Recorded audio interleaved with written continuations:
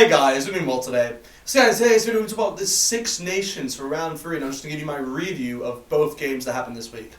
Before I start, just want you guys to know that in the description below there is a code that says YES20, and yet that code can be used on Monday and Tuesday, so pretty much tomorrow and the next day, on the Fnatic store, and I highly suggest that you use it. So yeah, it's a YES20, and it gets you 20% off pretty much anything you get on the Fnatic store the next 2 days. So anyway, just getting on with the video. So yeah, we'll start off with Italy versus Ireland. And yeah, Italy versus Ireland, I mean, it was a huge result, you could say, for Ireland in that sense, where they won 10 to 48, I believe, away. Yeah, it was 10 to 48. And yeah, no, they just really dominated the game throughout the whole game. I mean, even from the starting whistle, Italy did look like they had, they were creeping in at some points, but Ireland pretty much just shut them down.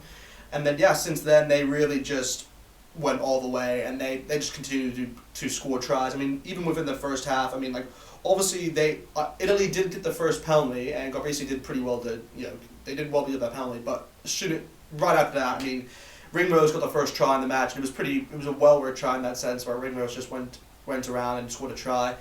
The second try was obviously from Keane, which it was actually a well-worked try, and actually Ringrose was actually the guy who did the try assist, and he pretty much did an offload, and Keane just ran straight through and was able to put the ball on the try line. And yeah, I mean, all the tries that Ireland scored within the game were actually very impressive. I mean, like, even Connors, like, he got 2 tries to his name, and yeah, no, his first one was in the 35th minute, and yeah, it was a well-worked try again. I mean, more or less they moved the ball around. And yeah, obviously CJ Stander obviously got another try just after the half, which was kind of impressive to see. But before that, Italy did get their only try, you could say, within the game with Meyer. But other than that, I mean, Ireland really just dominated the game. And yeah, they got further tries, obviously, from Connor with his second try, and I believe it was Keith Earls within the 80th minute. He got his the final try in the match, and that kind of resulted in a 48-10 victory for Ireland. And to be honest, that's kind of what they needed. I mean, after 2 losses within the first opening rounds, Ireland really needed to win under their belts. And yeah, I mean, next week, gosh, who do they play next week? I believe they've played Wales, and they've played, who else? They played France. So maybe Scotland is their game next week. I might be wrong with that, but that would be if they were to win that game, maybe that would put them back in the conversation. But more or less, it's going to be a tight one. And yeah, no, I mean, to be honest, Italy, even within my preview, I said that they've been in an upward trajectory, but just that game didn't really help, and hopefully they can recover from that. I mean, obviously they had injuries, like Stephen Varney, the scrum half for Gloucester, was injured, a last-minute injury within the warm-up, so it was unfortunate not to see him play, because he's actually been very good for Italy. But anyway, it's one of those games which Ireland really just dominated, and yeah, fair credit to them, they deserved the victory. So yeah, moving on to Wales versus England. Now, this is the huge game, you could say, over the weekend. Obviously, had a lot of the circumstances of the game were pretty huge in the sense where if Wales did win, they would win the Triple Crown, which is a huge deal in the sense where, and if you don't know what the Triple Crown is, obviously you have to beat Scotland, Ireland, and England in Wales' case, and vice versa for the other nations. And yeah, they were able to do it. I mean, they got, obviously, what was it? At the end result, I think it was 40-24, I believe, or 40-26. I can check that now very quickly. But, it was 40-24 to Wales. And yeah, overall, they did dominate the game. And I'm going to get straight into the questionable, you could say, refereeing decisions that were made across the game. It was more or less, I think that's the main topic that a lot of people will be talking about. Like, even put in the comments below what you guys think about that. I do think both tries, the first one and the second one, were they wrong decisions by the ref, or do you think those tries were right for being allowed? I mean, yeah, let me know in the comments what you guys think about that. But I mean, overall, Wales within the first half, I mean, they obviously they did get the first try through Adams, and the try was just, it was a strange one, because obviously the ref did tell Owen Farrell, look, you have 2 minutes to tell your players, if something happens again, it'll be another infringement, and someone gets sent to the bin. And he allowed that to happen. There are still water boys on the water staff on the field, and yeah, the referee just went on with it. Wales were very smart in the sense where they took a quick kick, and Dan Baker pretty much launched the ball in the air. Josh Adams had an easy catch in a sense, no one really marked him. Just put the ball down. So it was more or less that's the only reason why I kind of feel bad for England in that sense, where, I mean, Owen Farrell pretty much said it right to the ref, like, yeah, mate, you didn't let us set. And that's kind of, I can agree with him on that point, because you didn't allow England to actually get ready.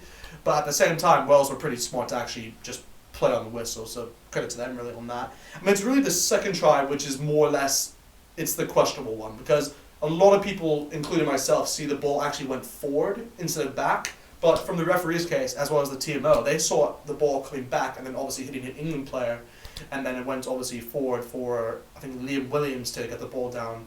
So it was more, it's a strange one. Personally, I wouldn't allow it, but it's, I mean, what can you do really? I mean, even if you guys saw it, there's a meme obviously of Lewis Lee Zammit, like his face after they awarded that try. It's just like, okay, I mean, we'll take it, but yeah, I mean, overall, Wales did do pretty well. I mean, obviously, Watson did score a try within the first half to close it off, but more or less, I mean, his try was pretty good in a sense where Jamie George passed it to the right-hand side and Watson stepped around 3 players and put the ball on the line. But yeah, I think coming into the game is more or less Wales were just too strong, but also it just didn't go in England's way. And yeah, even in the second half, right at the beginning, Hardy gets another try, which it's similar to the first one where they took a quick tap, but this time it was actually allowed, obviously.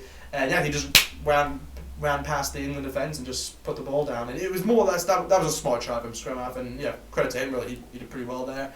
And then yeah, Ben Young's also got a try to his name, and it was a very well worked try in the sense where he found a gap within the defence, he pretty much cut in, shifted around and just put the ball down and quickly tried to get the game on. But it was kind of too late in that sense where, you know, Wales were pretty much dominating with possession, and yeah, they got a few penalties to their name. I think Dan Biggar kicked, how many penalties? He kicked he kicked 1 penalty, but Sheedy kicked 3 penalties. That was pretty big.